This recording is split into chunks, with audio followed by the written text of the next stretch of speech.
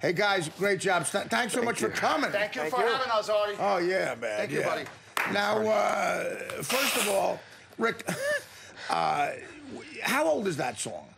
I wrote it about 1969. I think of that, 69, the year Woodstock happened. You wrote that song. It was originally when I started playing with Johnny Winter. Johnny Winter. I wrote it. You've worked with some incredible guys. Now, you've also worked with a guy I've become friendly with, the legendary, talented, genius maniac, Joe Walsh. Joe Walsh and I, yeah. For many years. Could you pick a favorite guy you've collaborated with, or is that impossible? It's impossible. It's impossible. It really is, because, you know, the whole thing about rating people and put them on this scale from 1 to 10 and all that, when it comes to music, you just can't do that. You can't do it. They're all good. Yes, now, you guys, what's it like playing with Rick, you guys? Now, we talked about you, the drummer. What's your name, sir? My name's Ken Mutno. Ken Mutno. Now, Al, you've been playing this is only 7th time you played? It's actually our 8th gig. Okay. But as I was mentioning, since 7th grade, I've been praying every day to be in Rick's band, so it's really a dream in motion. Now, in 1969, I was 2 years old. Rick, how is it that I look like your uncle?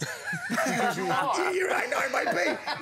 Dude, you're in great shape. I mean, I'm in horrible shape, but you're in really good shape, man. What do you attest that to? Well, it's in my genes. Yeah, is really the answer. I try to do all the right stuff. You know, I try to eat right and get a little exercise and all that kind of stuff. But in the end, it's due to my mom and dad. Hereditary, yeah. And, sir, bass player, well, what is your full name? My name is Charles Torres. This is my 2nd time playing with Rick. Right. Well, I mean, not the second time. The second time, I mean, in terms of... In the last 30 years, we played together on and off. Yes. Wow, so now... I've been playing with him a long time. And you're in great shape, too. Look at these guys. Not too bad, not too bad. Thank you, Artie. Where are you from, sir? I'm from New York City originally. From New York Lower East City. Side of Manhattan. The Lower East Side. So you were from the Lower East Side when it was the Lower East Side. That's right, baby. And how'd you start? Did you get started in the clubs around here? Basically, when I was 18 years old, right out of school, I started hanging out in the West Village. Cafe Wa. Cafe Wa and stuff like that. Yeah, I mean, you know, Kenny's Castaways and all those clubs that were opening. I think I first heard him at CBGB's. CBGB's many years ago when I was doing showcase there. But I started out in the West Village. I have a history of CBGB's because right next door to CBGB's, when it got very successful, they had a improv comedy club. I remember that. Yeah, they had their, which was an art gallery too, and I performed there, and I got to see some great bands.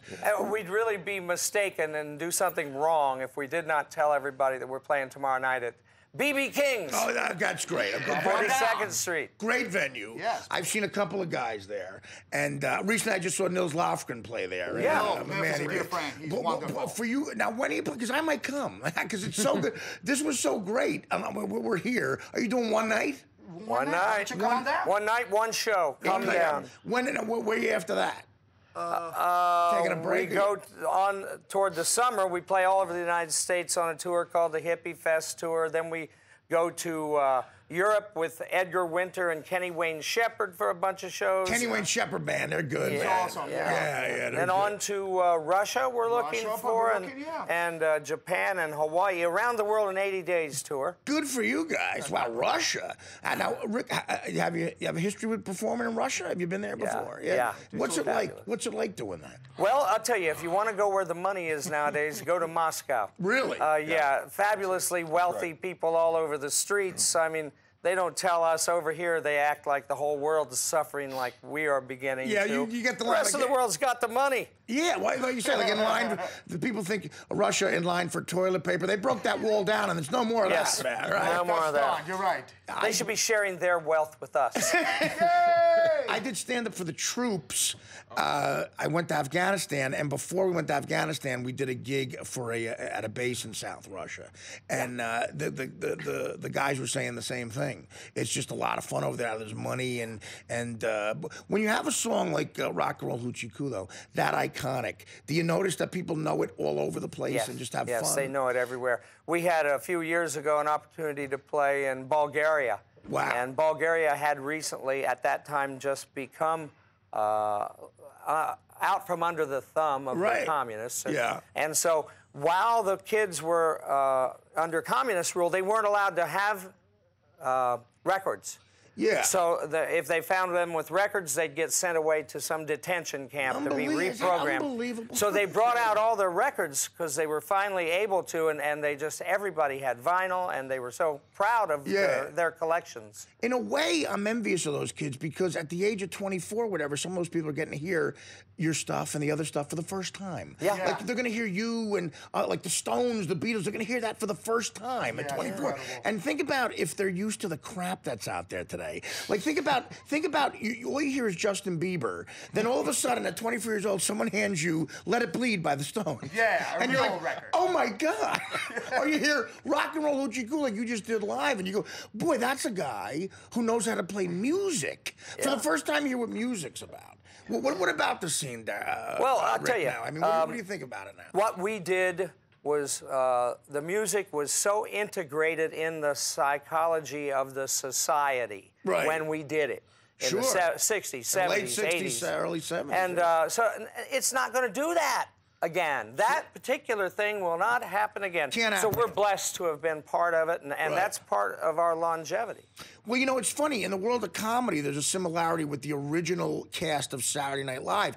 Wow. There's been a lot of great, talented casts in other sketch shows and Saturday Night Live, but that revolutionary aspect, for the first time, the Woodstock generation had a voice in comedy, and it just happened to coincide with 8 insanely talented people performing that comedy. So in a way, because of the time in history, in comedy, that'll never happen again. But you're right, in music, Sgt. Pepper's Lonely Hearts Club Band, the White Album, the Stones, guys like you, that's not happening ever again. It's unique. I think Rolling Stone magazine last year put a little one-page, but they had little postage-sized pictures of all the big stars now from this new current crop. Yes. And the question was, who are these people? And no one could say who they were we don't know who they because it's not the same thing to them now. Because this generation in the media eats people up, chews them out, and spits them out, and they don't want anything to do with them anymore. They don't give you a chance to fail or maybe have personal issues and come back. Yeah. Everything's about like, okay, you're great. Now you suck on Twitter. I never want to see you again. Yeah, exactly. Brent, you have anything for these guys? Yeah. Well, going back, he called it an iconic song. It's perfect. Rock and Roll Hoochie Coo. And now, more than 4 decades later, when you go back to 1970, when you first put pen to paper and you write that song, you record it, do you have any idea that a song like that is just going to absolutely stand the test of time? Well, Rock and Roll Hoochie Coo I wrote in about 69, but in 65 I recorded Hang On Sloopy. Yeah. Which is one of the more iconic songs of rock songs of all time. Still hear that was my band, the McCoys. Yeah. And we'll be doing that tomorrow at BB King's. Why not? You can't get out of there without doing Hang On Sloopy. But I'm blessed to have had Hang On Sloopy, Rock and Roll Hoochie Coo. And then over the past 30 years, every time Hulk Hogan has come into the wrestling ring, they sing, I am a real American. Yeah. That's my song, too. Yeah. That's me doing that one. So 3 big, iconic songs like that is truly a blessing. Yeah, you know, even though you don't look at you getting older, and I asked you before the show, you were kind enough to come up to me and say hi, which I appreciate. Not everybody does that. And we're happy to have you here. But I said, you know, you're still enjoying this, and your answer was like, "There's no choice. I have to do this, right?" You're a musician. Yeah, I mean, I look at a guy like we're playing at BB King's. BB King is a great example of the Vikings used to say, die with your sword in your hand. Well, B.B. King and hopefully a guy like me, we're going to die with the guitar in our hands. There's no reason to retire when you love your job. Well, hopefully that's not going to happen for a long time. I've seen stuff at B.B. King's, guys. It's a perfect size place to see anybody. But guys like you 3 guys, that's going to be amazing. Tomorrow night, B.B. King's, one show. 8 o'clock. And then you're 8 off. o'clock. Don't miss us. 8 o'clock. We'll be here doing this. Actually, I might be able to catch an hour of that. Come on down. Believe me, you might just see my fat ass in the second row. We'll bring some next but I might do that. So BB King's, then you're off to all over the world. They were off all over the place. Rick, I've been a fan a long time. Seeing you here on my show is a thrill for me. I appreciate it. Thank you. All right? Thanks for having us. And you guys, good luck. Thank you so much, Artie. You kids, get haircuts and stay in school. All right. We'll be back with the rest of the Artie Lange Show. Yay!